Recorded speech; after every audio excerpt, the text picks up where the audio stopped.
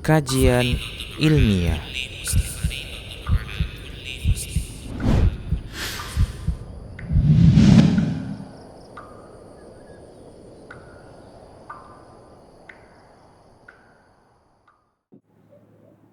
Assalamualaikum warahmatullahi wabarakatuh. Ya, baik.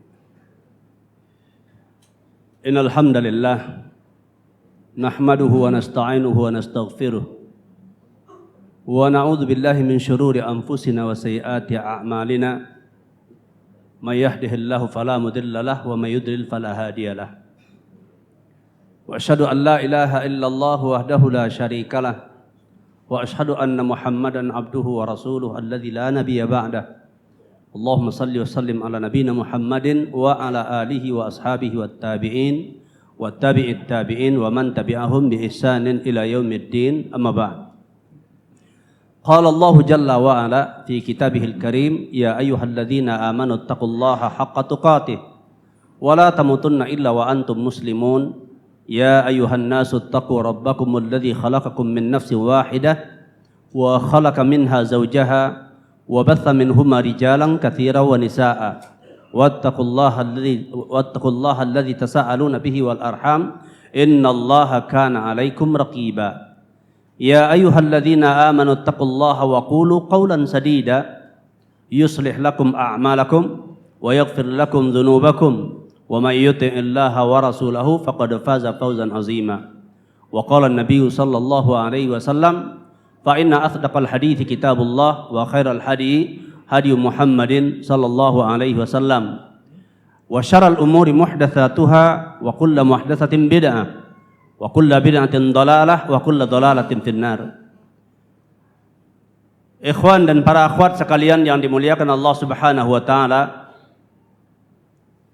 alhamdulillah barusan sudah kita dengarkan pemaparan begitu jelas dan terang, tegas dari Ustadz kita, itu Ustadz Ali Nur hafizahullah, yang menceritakan tentang permasalahan Khawarij dalam rangka salah satu upaya insyaallah untuk menangkal para pemuda, para pemudi, kaum muslimin, kaum muslimat untuk terjangkit dengan pemikiran Khawarij yang sangat berbahaya. Di antara pemikiran-pemikiran dari firqah-firqah lain yang juga tidak kalah besar bahayanya. Tapi hari ini pembicaraan kita adalah berkaitan dengan masalah yaitu pemahaman radikal, ya, yaitu suatu keyakinan yang diperjuangkan dengan menghalalkan kekerasan, bahkan sampai kepada apa yang disebut dengan teror, ya, menyebarkan ketakutan, kekacauan di mana-mana. Dan kemudian pada sisi yang kedua ini,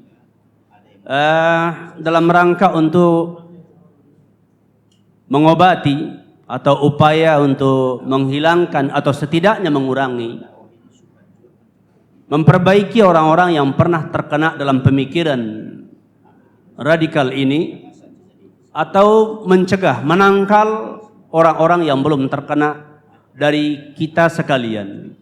Karena saya yakin, saya percaya kita hadirin pada hari ini sebagian ada yang sudah terkena, pernah terkena dengan pemikiran ini, dan sebagian barangkali ada yang belum. Ya, tapi alhamdulillah kita berkumpul di masjid yang mulia ini dengan izin dan pertolongan Allah adalah dikarenakan kita adalah berupaya untuk, ya, menuju kepada jalan yang hak, jalan yang benar, dan semoga majelis ini termasuk di antara yaitu wasilah-wasilah, jalan-jalan dalam rangka untuk menyempurnakan perjalanan kita untuk kembali kepada sunnah Rasulullah sallallahu alaihi wasallam dengan mengharapkan keridhaan dari Allah Jalla wa Ala. Untuk berupaya menangkal atau mengobati pemahaman yang keliru ini, tentu kita memang harus mengetahui yaitu akarnya atau pokok pangkal daripada penyimpangan ini. Sehingga kita ketahui, kalau kita tahu dari mana jalan masuknya pemikiran ini, kita kemudian bisa mencegah ya agar dia bisa dicabut, akarnya dicabut ya, supaya bisa menjadi tidak bisa berkembang.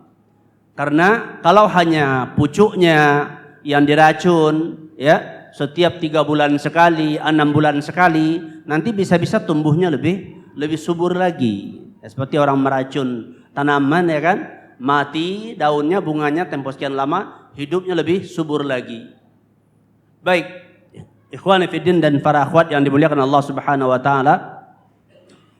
Sebagaimana kita ketahui bahwasanya prinsip Ahlussunnah wal Jamaah yang dijelaskan oleh para ulama, dan ini sudah merupakan ijma' ya dari para ulama Ahlussunnah, bahwasanya di antaranya adalah ketaatan kepada pemimpin muslim, ketaatan kepada penguasa, dan bahkan itu adalah merupakan bahagian daripada ketaatan kepada Rasulullah sallallahu alaihi wasallam,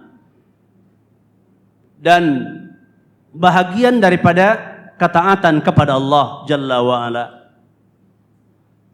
Karena ketaatan kepada penguasa muslim itu adalah berdasarkan kepada perintah Allah di dalam Al-Quran dan perintah Rasulullah sallallahu alaihi wasallam yang tercantum di dalam itu hadis yang sahih. Dan ini sudah sering kita dengar. Dan juga para ulama menyebutkan di dalam ketaatan kepada penguasa muslim itu adalah terdapat kebaikan dan keselamatan dunia dan agama. Dan di dalam penentangan kepada mereka, pemberontakan kepada mereka, apalagi mengkafirkan mereka, adalah terdapat kerusakan untuk kehidupan dunia dan kerusakan untuk agama. Maka oleh sebab itu kita harus ya mengetahui perjalanan daripada kelompok ini dan sampai kepada masa kita sekarang ini, sehingga dengan itu nanti kita tahu apa upaya-upaya praktis yang bisa kita lakukan dalam rangka untuk menghilangkan atau setidaknya meminimalisir ya sesuai dengan batas kemampuan kita.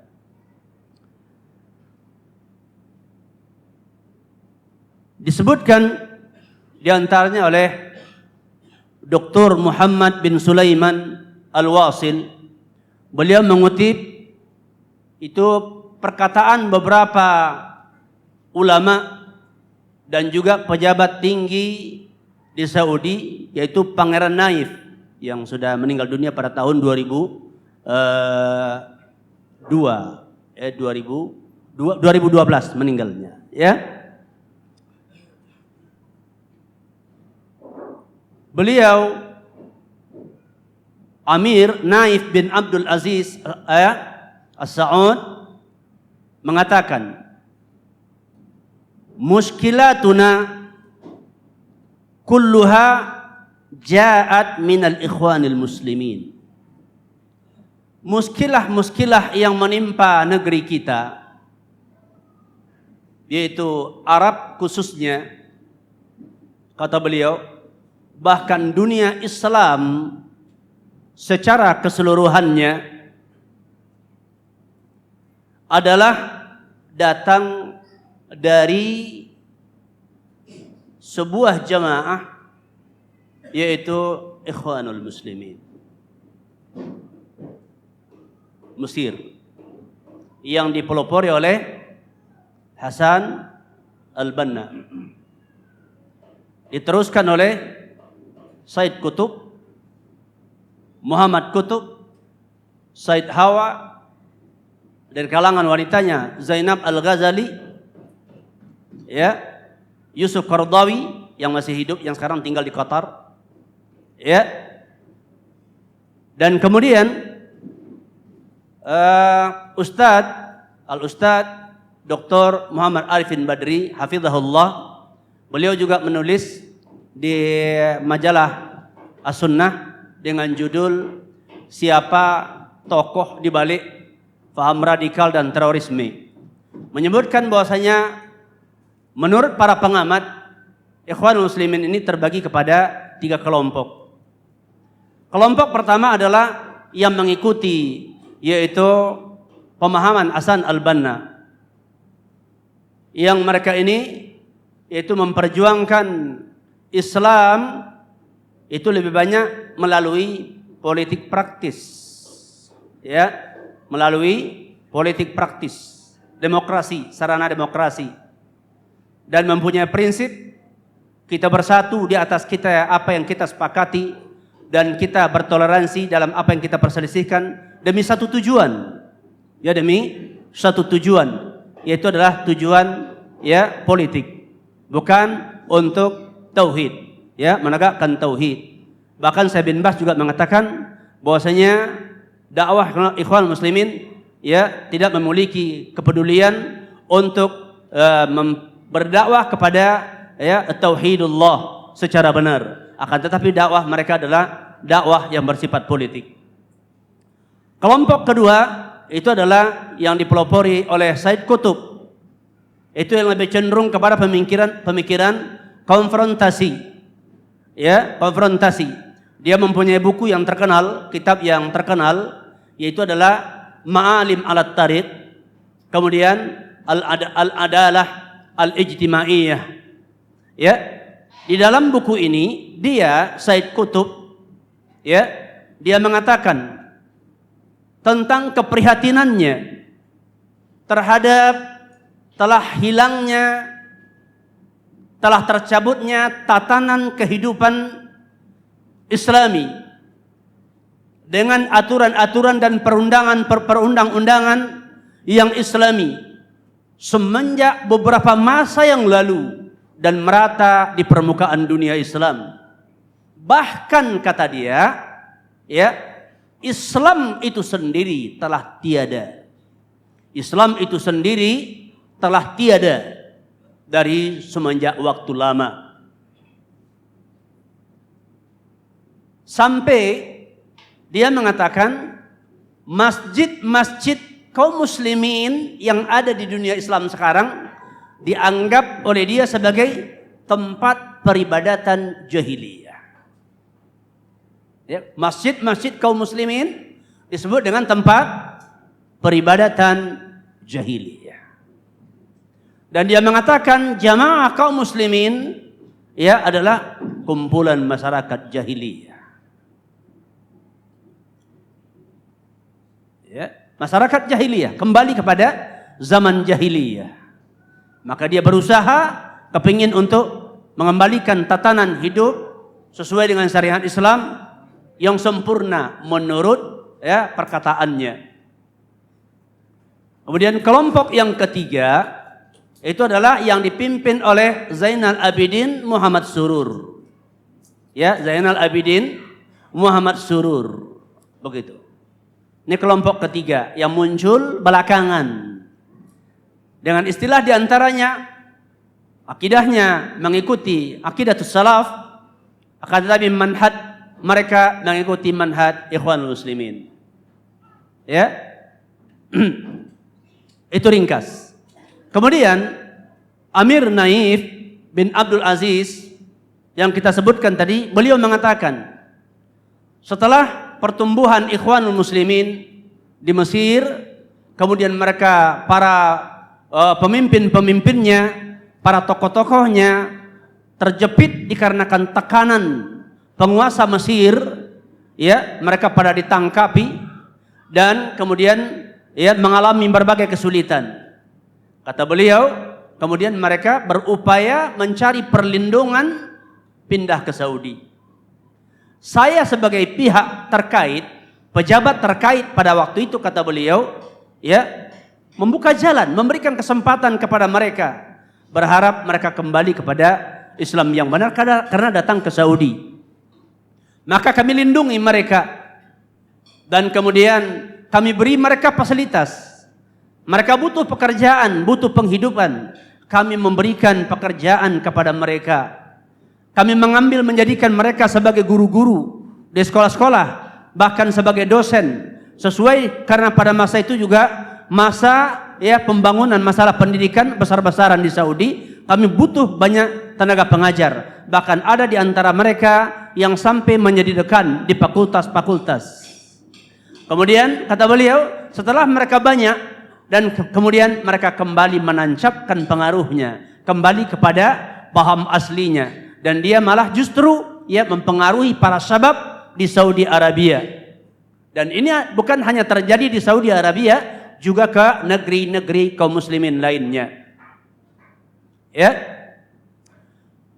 Itu kemudian beliau mengatakan bahwasanya kebanyakan disebutkan karena faktor daripada dakwah Ikhwanul Muslimin terutama adalah yang terjangkit dengan dan mengikuti pemahaman Said Qutb, yaitu yang mengkafirkan kaum muslimin dengan alasan dikarenakan negaranya tidak berhukum dengan hukum Islam, maka tidak keluar daripada kekafiran dan tidak diterima keislamannya kecuali orang yang mengingkari hal ini, mengingkari penguasanya, mengingkari hukumnya, dan mengingkari keberadaan kaum muslimin yang menurut mereka adalah jahiliyah.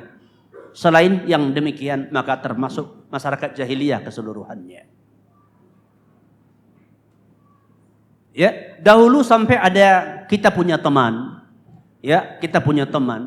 dia mengharamkan untuk menjadi warga negara manapun. Karena kuatnya pengaruh ini dalam pikirannya, dia mengharamkan untuk menjadi warga negara asalnya Indonesia, dan dia tidak mengakui kewarganegaraan Indonesia. Dia hijrah ke Malaysia, dan di Malaysia tinggalkan pakai IC. IC di sana ada dua, ada yang permanen yang sudah dianggap sebagai warga Malaysia, ada yang dianggap pendatang dengan IC kalau nggak salah yang merahnya. Jadi kata dia, saya di Malaysia menumpang. Jadi di Indonesia sudah dicabut kewarganegaraannya, di Malaysia juga bukan warga negara. Saya tidak warga negara manapun di seluruh dunia. Kenapa? Karena belum tegak khilafah. Belum ada khalifatul muslimin. Suatu ketika dia mau menikah, melamar seorang wanita. Ketika datang kepada wali perempuan dan diterima, kemudian dia syaratkan kepada wali perempuan bahwa perempuannya harus cabut kewarganegaraannya. Mana mau orang? Mau hidup di mana orang ini nanti? Akhirnya batal pernikahannya. Sampai sekarang sepertinya belum menikah. Dengan umur barangkali sekitar 60 tahun. Ini kuatnya pengaruh pemikiran ini. Perlu kita ketahui. Kemudian apa yang dikatakan oleh Syekh bin Baz rahimahullah. Beliau mengatakan khataru jama'atil ikhwanil muslimin, tentang masalah bahaya jamaah ikhwanil muslimin. Berkata Syekh bin Baz rahimahullah, harakatul ikhwanil muslimin yantaqiduha khawasu ahlil ilmi li'annahu laisa indahum nasyatun fid da'wati ila tauhidillah. Kata beliau, gerakan ikhwanul muslimin ditentang dan dikritik oleh para ahli ilmu, karena tidak ada di sisi mereka itu semangat, tidak ada di sisi mereka semangat atau usaha yang benar dalam rangka berdakwah kepada tauhidullah, dakwah untuk tauhidullah agar manusia mentauhidkan Allah, karena dakwah mereka adalah dakwah politik. Kemudian Syekh Utsaimin rahimahullah mengatakan, kata Syekh Utsaimin, walamma zaharat qadiyatul ikhwanil muslimin alladzina yatasarrafuna bighairi hukmil islam izdada taswihul islam fi nazri al-gharbiyyah wa ghairi al-gharbiyyah wa ani bihim ulaika alladzina yulquna al-mutafajjirat fi sufufin nas za'man minhum anna hadha min al-jihad fi sabilillah wal haqiqah annahum asa'u ila al-islam wa ahli al-islam aktsaru bi katsirin mimma ahsanu. Kata beliau bahwasanya setelah munculnya permasalahan ikhwan muslimin yang mereka menyusun dan melakukan berbagai kegiatan tidak dengan mengikuti aturan-aturan Islam. Dikarenakan mereka ini dikatakan ya yubarrirul wasilah, menghalalkan segala cara untuk tujuannya. Maka bertambahlah yaitu kesangsian dan kesalahpahaman orang-orang barat dan orang-orang selain barat tentang gambaran Islam. Ya, dikarenakan jamaah ini justru orang-orang luar Islam salah pandang terhadap Islam. Karena dianggapnya Islam seperti yang ditampilkan mereka itu. Sehingga orang semakin takut dengan Islam. Dan mereka ini, kata beliau, yang kumaksud adalah mereka ini ya yang sampai menghalalkan yaitu pengoboman di tengah-tengah manusia dengan sangkaan, dengan keyakinan dalam rangka jihad di jalan Allah. Pada hakikatnya usaha mereka ini lebih banyak memperburuk ya keadaan Islam dan kaum muslimin daripada keadaan memperbaiki. Buruknya, kerusakan yang ditimbulkannya lebih banyak daripada kebaikan yang menurut mereka itulah dakwah kepada Islam. Dan bahwasanya ini adalah terutama sekali adalah yang mengikuti pemikiran Said Qutb. Baik, ikhwan fiddin a'azani Allah wa iyyakum jami'a. Setiap kelompok-kelompok yang muncul dengan pemikiran ini dari semenjak dahulu sampai sekarang ya, dari semenjak munculnya pemikiran mereka ini, nah kelompok-kelompok yang muncul yang sampai pada akhirnya menghalalkan ya teror, pengeboman, penculikan, penikaman, itu tidak terlepas pemikiran mereka dari mengikuti pemikiran Said Qutb dan kawan-kawannya. Di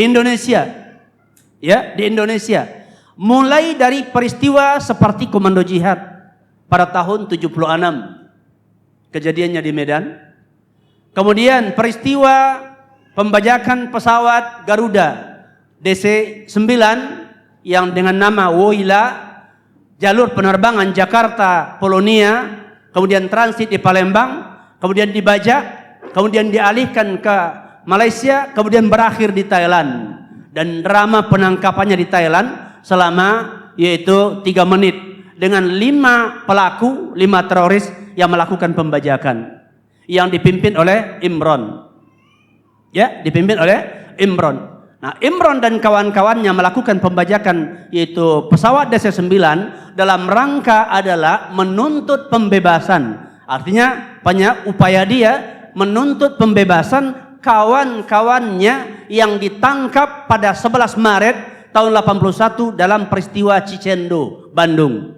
Ya, di mana peristiwa terjadi pada jam 00.30 malam di Polsek Cicendo, yaitu 4 orang anggota kepolisian dibunuh oleh mereka. Kemudian beberapa orang mereka ditangkap, maka Imron dalam rangka usaha mereka menentang hal ini, dia melakukan pembajakan pada tahun 81.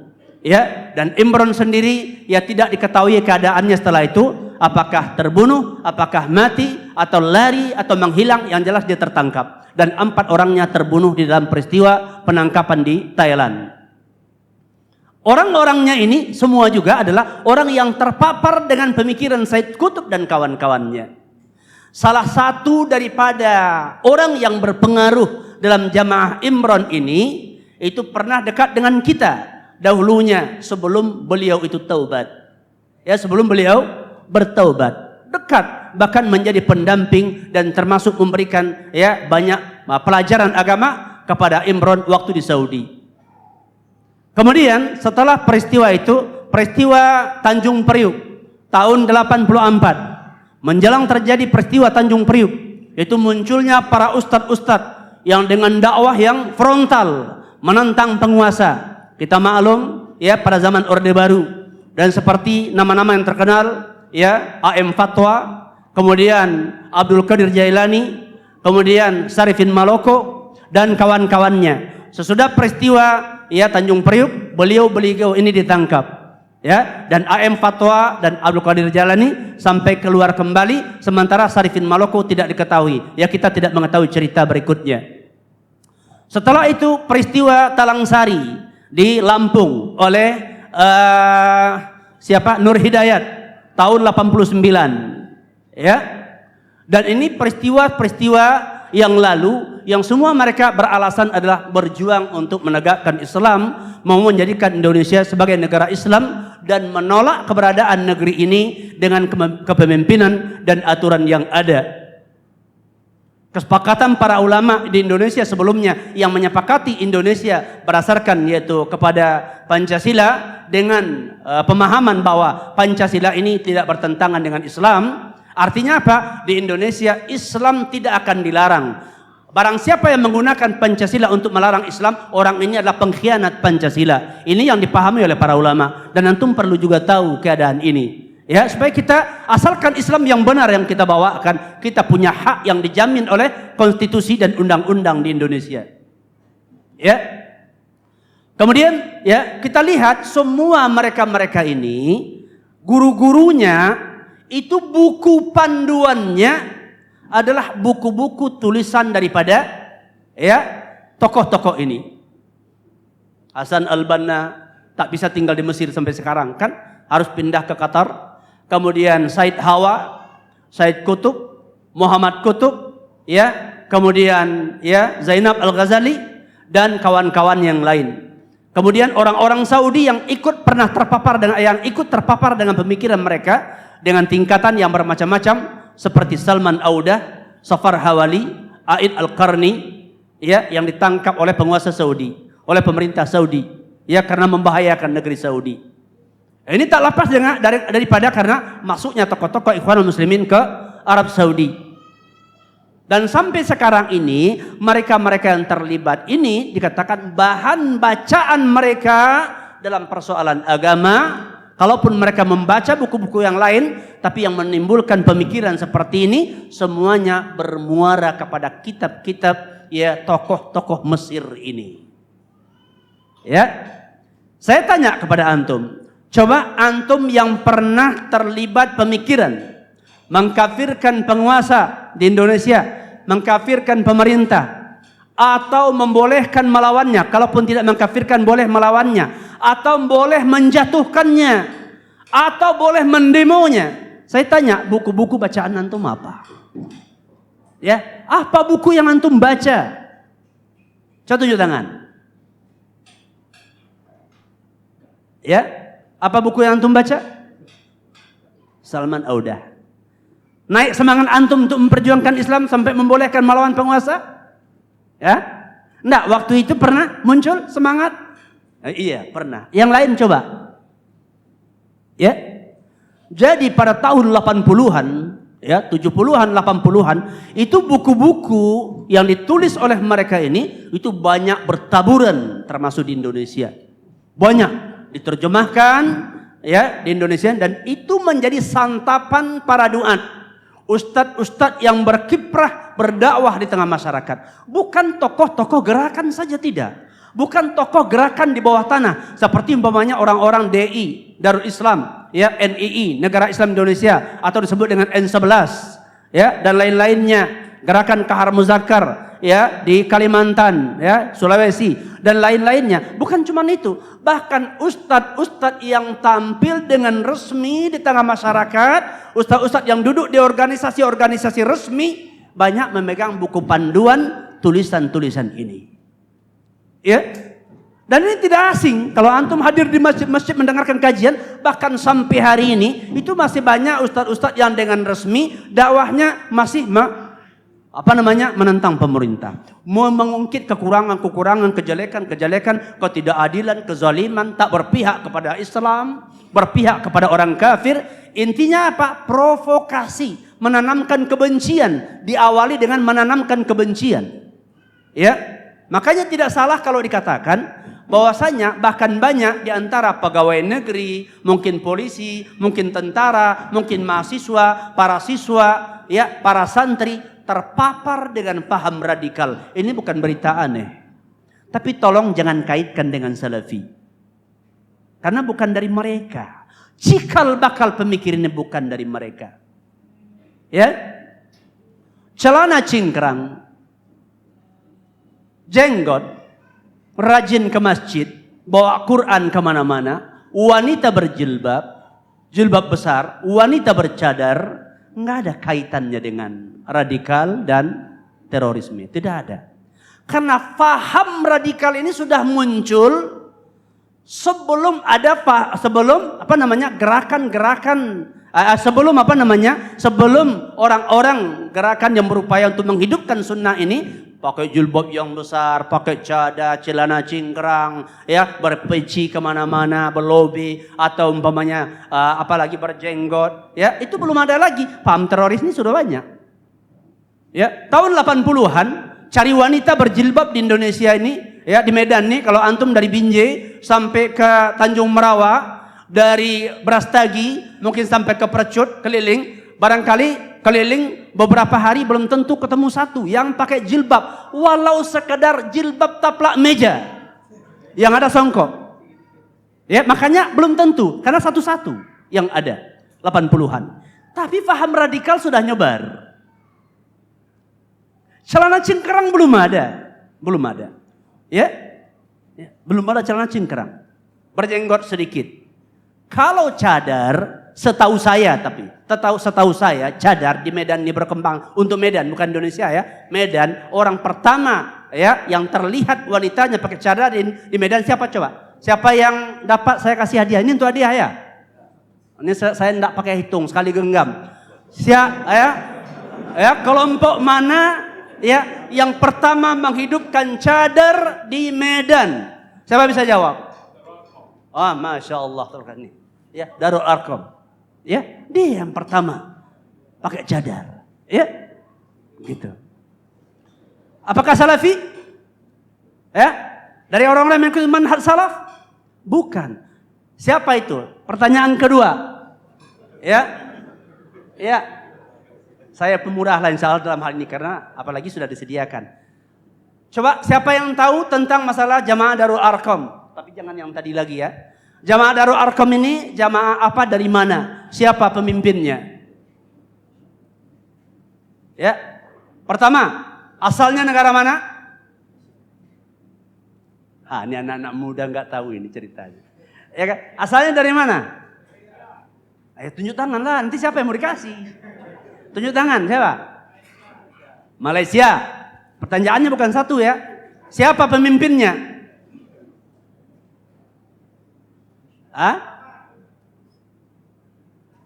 Siapa? Dua. Maunya yang menjawab pertama, dia lagi yang lanjutkan. Kayak yang lain jadi terbagi-bagi lah. Nah, satu-satu dapatnya. Yang jawab pertama tahu nggak? Pemimpinnya siapa? Siapa?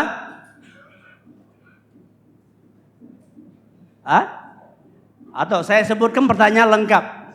Pertama yang ditanya asalnya, kedua nama pemimpinnya, ketiga yaitu adalah bentuk pergerakannya yang antum ketahui atau pemahaman mereka. Siapa yang tunjuk tangan coba yang bisa jawab? Coba, ya. Dari, ya tuh. Iya betul. Malaysia, Asari Muhammad.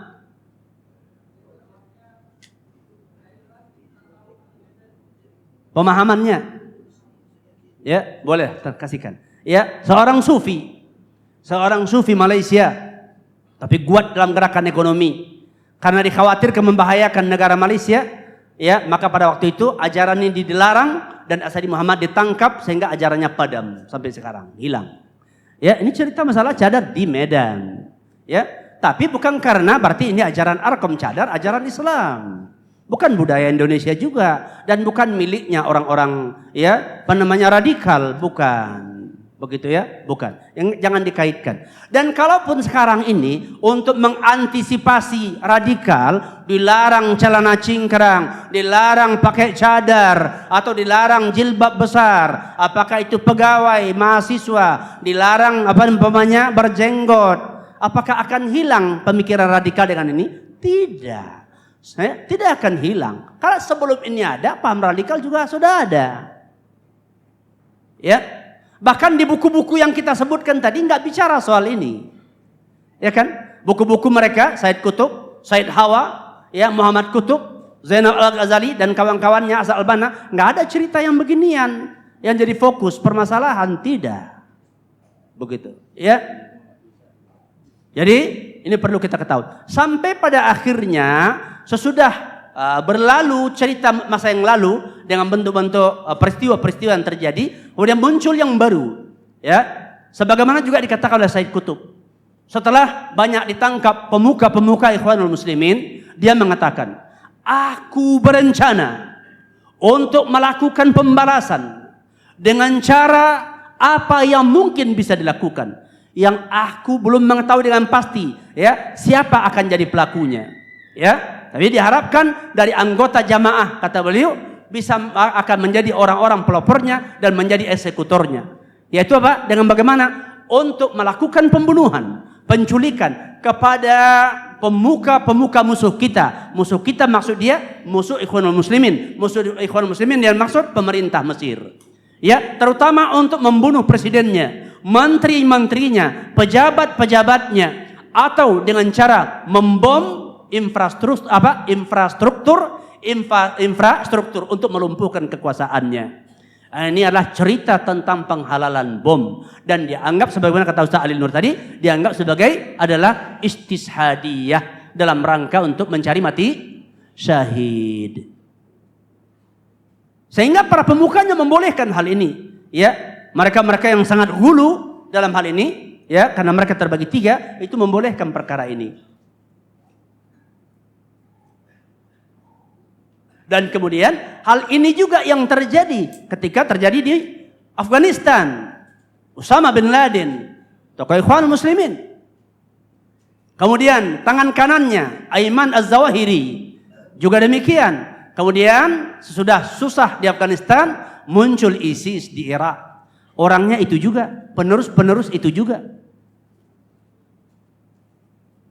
Terus kepada pemuda-pemuda Indonesia, ya, yang terakhir menghalalkan yaitu pengeboman yang awalnya dalam rangka katanya adalah untuk menentang orang kafir seperti bom Bali, ya, dan kemudian terus berkembang sampai kepada untuk yang besar-besar sulit mereka lakukan, sekarang yang kecil-kecil pun dilakukan dan tidak lagi mesti orang kafir. Kalau dulu katanya kalau ada orang Islam kena itu adalah efek bukan tujuan, tapi belakangan sampai orang Islamnya pun dihalalkan. Ya, kenapa? Dianggap ikut membela, menghalangi perjuangan mereka, sehingga dibolehkan. Semua ini tidak lepas daripada pemikiran yang berdasar daripada pemikiran tokoh-tokoh ini.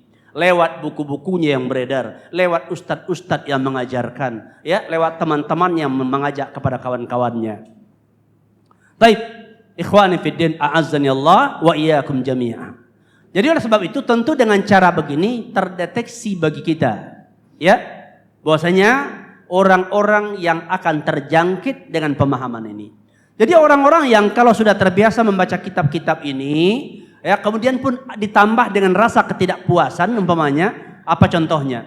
Kuliah nggak selesai karena berbagai hal, cari kerja sulit, ya, coba dagang kurang jalan, ya kan?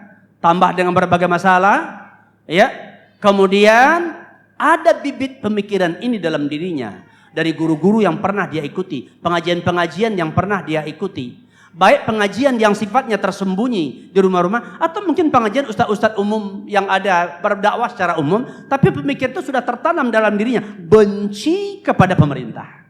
Kenapa? Pemerintah tidak berpihak kepada kita. Ketika ketemu dengan orang-orang yang memang tokoh pergerakannya atau agen-agennya, tinggal mudah mencekoki pikiran dia dengan perbuatan ini. Kenapa? Karena bibit kebencian telah ada.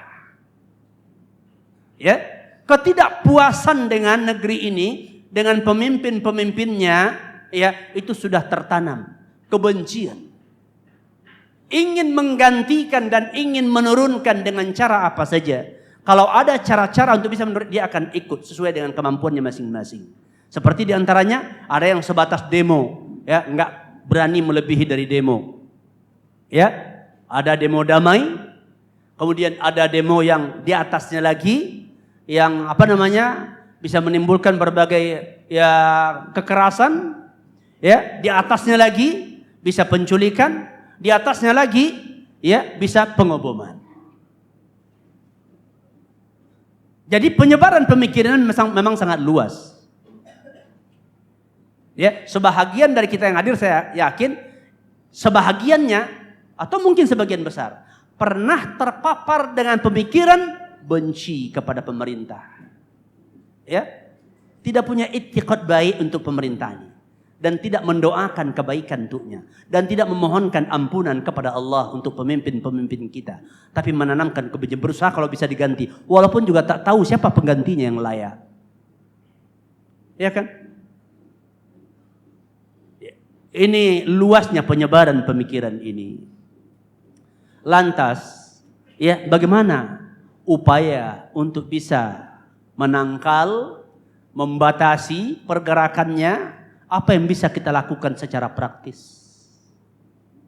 Ya, satu di antaranya, pertama adalah jangan lagi antum baca buku-buku mereka, dan jangan biarkan anak-anak kita, adik-adik kita, keluarga kita baca buku yang seperti ini. Buku, ya, dari tokoh-tokoh tersebut. Baik yang berbahasa Arab ataupun yang sudah diterjemahkan. Atau tulisan-tulisan dengan bahasa kita yang bukan terjemahan tapi mengadopsi pemikiran mereka. Jangan baca. Musnahkan saja itu buku. Kalau Dr. Arifin Badri, hafizahullah, beliau menyarankan, saran saya, kata beliau, sebaiknya buku-buku seperti ini ditarik dari peredaran. Nah, ya upaya untuk memperbaiki ke depan. Agar anak-anak kita ke depan bisa lebih terjaga.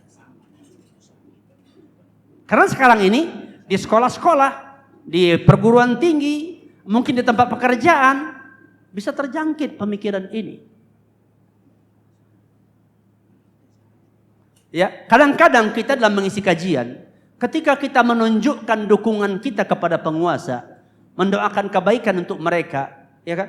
Kita ditentang oleh para jemaah. Kalau penguasanya zalim, Ustaz, apa harus didoakan juga? Ini kawan dah kena. Ya kan? Kawan ini kena ini.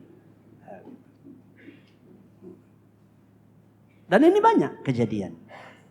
Nggak salah kalau dikatakan pegawai atau mungkin juga mahasiswa kena. Ya karena kita dapati hal yang seperti ini memang. Jadi diusahakan bagaimana semua kita terutama yang mendengar pada hari ini menjadi corong-corong penyampai untuk menyetop dan mengantisipasi masyarakat kita dari paham ini. Salah satunya apa? Jangan baca buku-buku tersebut.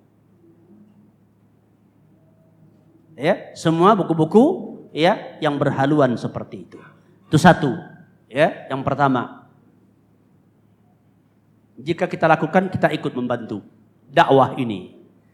Ikut membantu dakwah ila tauhid. Ya, sebagaimana kaitan dengan kajian kita semalam, ya, dakwah ke jalan Allah dengan ya mengikuti kitab Allah dan sunnah Rasulullah di atas pemahaman yang sahih. Pemahaman salafun salih. Kalau antum baca buku-buku ya oleh masyayikh para ulama Ahlus Sunnah wal Jamaah, baik yang terdahulu, ama antum mau baca bukunya Syekh Muhammad bin Abdul Wahab, mau baca bukunya Ibnu Qayyim Al-Jauzi, mau baca bukunya Syekhul Islam Ibnu Taimiyah atau tokoh-tokoh sebelumnya Al-Imam Asy-Syafi'i, Imam Malik dan lain-lainnya, tokoh yang lama Imam Al-Barbahari, ya umpamanya, ya, seperti juga Al-Imam Al-Lalikai, penulis kitab Syarah Usul I'tiqad Ahlussunnah wal Jamaah yang hidup di abad kelima, abad 4 ke 5 Hijriah, itu tidak akan ditemukan pemikiran di dalamnya yang seperti ini, tidak ada. Atau tokoh-tokoh Ahlussunnah pada ya di belakangan Syekh Nasruddin Al-Albani ya rahimahullah, kemudian Syekh bin Baz, Syekh Utsaimin, Syekh Muqbil ya, dan seterusnya kepada masyayikh ya yang hidup pada hari ini ya, maka tidak akan ditemukan pemikiran ini. Yang ada adalah bantahan-bantahan terhadap pemikiran ini di dalam kitab-kitab beliau ini. Makanya salah sekali mengkait-kaitkan teroris radikal dengan pengajian-pengajian ya yang dikatakan mengikuti pemahaman Ahlussunnah wal Jamaah atau yang terkenal dengan sebutan itu Salafi. Itu keliru besar. Ya, itu boleh jadi dua hal. Mereka nggak tahu persis tentang apa itu salafi dan faham salaf, dan juga tidak mengetahui kitab-kitab rujukannya. Yang kedua, ada kebencian memang, ada dendam tersendiri. Ya, dari kelompok yang memang tidak menginginkan dakwah yang hak ini tegak, bersinar, bercahaya, ya, menyinari masyarakat. Karena dikhawatirkan paham mereka juga akan jadi tertinggal begitu. Walaupun menyelisih pemahaman yang pada hakikatnya inilah pemahaman yang mengikuti pemahaman kembali kepada pemahaman salafun salih. Jadi hendaknya kita ini nyetop bacaan buku-buku tersebut, kemudian bacalah buku-buku ya yang ditulis oleh para masyaikh, yang diterjemahkan oleh ustaz-ustaz kita, atau tulisan dari ustaz-ustaz yang mengadopsi pemahaman dari para ulama Ahlussunnah wal Jamaah. Artinya apa? Buatlah peralihan. Lakukanlah peralihan di dalam menjadikan referensi untuk pemahaman Islam yang berkaitan dengan masalah bacaan. Ya, berkaitan dengan bacaan. Kedua, antisipasi yang kedua adalah dengan cara kalau ada di dalam pengajian-pengajian pemikiran seperti ini yang didapatkan, ya, terutama sekali antum jangan ikuti. Enggak usah diikuti. Ya, ada pengajian yang disebutkan itu kebencian kepada penguasa, bicaranya bicara jihad, bicara persiapan jihad, kita harus siap mati, kita siap mati syahid, ya. Gambarannya seolah-olah di depan kita ada musuh yang sedang menunggu. Ya. Begitu gambaran yang dibuat. Namun kenyataannya tidak ada. Ya. Ternyata yang dimaksud musuh adalah setiap orang yang menghalangi upaya mereka, sehingga penguasa, pejabat, kepolisian dianggap sebagai musuh.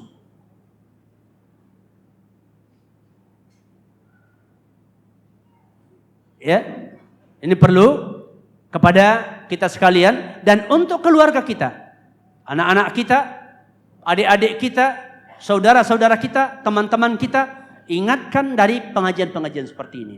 Bentuk-bentuk pengajiannya diantaranya apa? Mengkafirkan pemerintah. Atau mengatakan pemerintah tidak adil, harus diganti. Boleh didemo, boleh dijatuhkan, dijelek-jelekkan di tengah masyarakat. Dan kemudian mereka terkadang ada yang sifatnya juga membuat jamaah dengan sebab ketidakpuasan atas negara, mereka buat jamaah yang kata mereka harus hidup berjamaah. Karena tuntunan Islam hidup berjamaah, maka kita membuat jamaah. Mereka buat jamaah dengan ada pemimpinnya. Ada yang disebut dengan khalifah nanti pemimpinnya, menghidupkan kembali ya khilafatul muslimin. Alasan mereka kenapa? Karena kekhalifahan ini adalah dipesankan kepada kaum muslimin, bukan presiden, bukan perdana menteri, khalifah. Karena khalifah enggak ada, maka dia buat. Ya. Dan mereka menganggap punya tatanan sendiri. Tapi sebagaimana pembahasan di waktu di Marelan oleh Ustaz Nurdin juga sudah disampaikan, yang namanya pemimpin itu dia punya kuasa yang jelas. Kuasanya itu memang ada. Ya, kepada bangsanya, kepada rakyatnya, ada kekuasaannya. Bisa dia atur, bisa menyuruh, bisa melarang. Ya. Kemudian ada wilayahnya. Ada wilayah kekuasaannya. Nah, orang ini tidak menerima pemimpin yang ada, buat kepemimpinan sendiri, tapi nggak punya wilayah, nggak ada wilayahnya yang dia miliki, nggak ada. Alamnya bukan seperti alam nyata seperti ini, tapi mereka nyata, orangnya ada, ya. Tapi kantornya nggak ada. Kalau KTP-nya sama dengan KTP kita juga, ya. Kalau mau keluar negeri, paspornya diurus juga di imigrasi miliknya pemerintah yang sah, resmi, begitu ya kan. Akan tetapi mereka mempunyai, menurut mereka ini tidak benar. Tapi itu tadi wilayah tidak ada. Dan kekuasaannya, mereka ini pemimpinnya, kekuasaannya itu abstrak. Tidak berlaku, hatta kepada jamaahnya sendiri nggak bisa berlaku. Kecuali dalam sebagian kecil saja apa? Membuat aturan pengajian kita pada malam ini, besok kita ada acara pawai keliling kota Medan, pakai seragam, ya umpamanya kan, menampakkan kepada orang kita ada. ya. Kemudian kita ada pertemuan pada tanggal sekian. Cuman itu aja yang bisa dibuat. Apa kalau istrinya, anaknya melanggar bisa dihukumnya? Enggak. Cerita pun enggak bisa. Jangankan menghukum. Ya enggak ada wilayahnya. Jangankan satu pulau. Ya, satu provinsi enggak ada. Satu kabupaten enggak ada. Enggak ada kecamatan. Bahkan keplingnya khusus juga enggak ada. Enggak ada. Yang memang berlaku aturannya. Bisa berlaku itu enggak ada. Dan ini betul-betul subhat. Ya kita aneh sekali kalau kawan-kawan bisa menerima pemikiran seperti ini. Tapi terkadang ya, tapi difahami juga bahwa mereka ini tidak semuanya mengikuti itu dengan sadar. Sebagiannya lah orang-orang yang tertipu, yang niatnya ikhlas untuk Islam, tapi terperangkap ke tempat seperti ini. Qadarullah ya. Dan mereka-mereka ini yang kadang begitu dengar dakwah yang benar dia keluar. Makanya kita harus gencarkan ini, menyelamatkan mereka. Kita berharap terutama orang-orang yang ikhlas menemukan jalan keluar. Sebagaimana antum dahulu telah menemukan jalan keluar. Ya, dari jebakan seperti ini. Ya kan? Jadi awas dengan guru-guru, ustadz-ustadz. Ya, baik yang muncul di permukaan secara resmi atau ustadz-ustadz yang sifatnya adalah itu bergerilya. Nah, gerilya rumah ke rumah. Mungkin sambil makan bakso, ya, atau sambil latihan olahraga. Apa katanya pergi olahraga, lupa ya latihan perang, gitu ya kan? Persiapan, gitu ya kan? Awalnya apa ceritanya? Camping, gitu ya, riyadhah, kesehatan. Di sana ada cara tersendiri, gitu ya. Maka hati-hati dengan seperti ini, guru-guru. Dan kalau bisa berikan kepada mereka buku-buku yang baik, yang benar. Yang antum punya teman, berikan buku-buku. Ajak dia ngaji. Kalau nggak mau dia ngaji, kasih buku-buku. Lakukan dialog dengan dia. Begitu. Sebisa mungkin. Walaupun terkadang mereka ini memang juga agak liar ya. Alot untuk dinasehati. Ya. Agak alot untuk dinasehati. Ya kan? Tapi upaya kita nggak boleh berhenti. Kita harus sabar. Dakwah harus tetap dilakukan. Kenapa? Kita yakin di antara mereka, sebagaimana juga yang terjadi pada masa lalu, sebagaimana yang diceritakan oleh Ustaz Ali Nur tadi kan, Khawarij masa lampau, ya, sampai Ibnu Abbas memberikan nasihat kepada mereka, 2000 di antara mereka taubat. Ya, 4000-nya tidak. Ya, jadi usaha tetap harus dilakukan. Usaha kita hanya bisa berusaha dan berdoa, keputusan di tangan Allah. Maka apa yang Allah ya perintahkan kepada kita, yang Rasul wasiatkan kepada kita, ya, maka kita lakukan. Rasulullah menjelaskan akan banyaknya fitnah, banyaknya bid'ah di akhir zaman, dan Nabi memerintahkan kepada kita untuk berpegang teguh dengan sunnah. Maka kita berupaya untuk tetap tegak di atas sunnah. Dan kemudian juga dikatakan pengikut Nabi adalah orang-orang yang berdakwah di jalan Allah, ke jalan yang benar, ya. Maka kita lakukan hal ini dengan apa yang bisa kita lakukan. Ya, yang bisa berceramah dengan ceramahnya, yang bisa menulis dengan tulisannya, dengan buku-bukunya, yang bisa dengan dialog dengan dialognya, dengan nasihat-nasihatnya, ya, melalui kantor-kantor dia bekerja di situ, atau sekolah-sekolah yang dia belajar, atau dia jadi guru di tempat tersebut, di pondok-pondok, atau juga di tempat-tempat usaha, di mana saja yang mungkin kita berupaya. Jika kita temukan nampak orang-orang yang terkena pemikiran ini, ya nasihatilah mereka. Ad-dinun nasihat. Agama itu adalah nasihat. Ini diantara upaya-upaya praktis yang bisa kita lakukan. Ya, kalau ini kita jalankan bersama-sama, saya yakin akan ada pengaruhnya.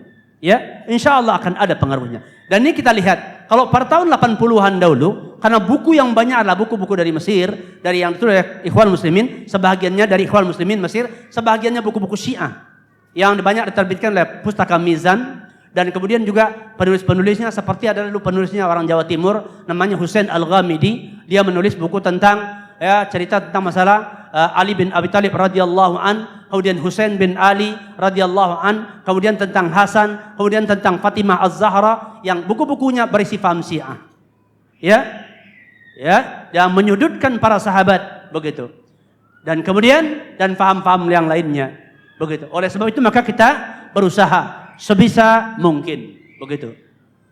Ya, upayakan untuk memberikan penyampaian kepada mereka. Mudah-mudahan orang-orang yang mencari kebenaran, terutama sekali yang hati mereka ikhlas, tapi mereka salah bertemu dengan teman, salah bertemu dengan guru, dan salah berjumpa dengan buku, ya, mendapatkan jalan untuk kembali.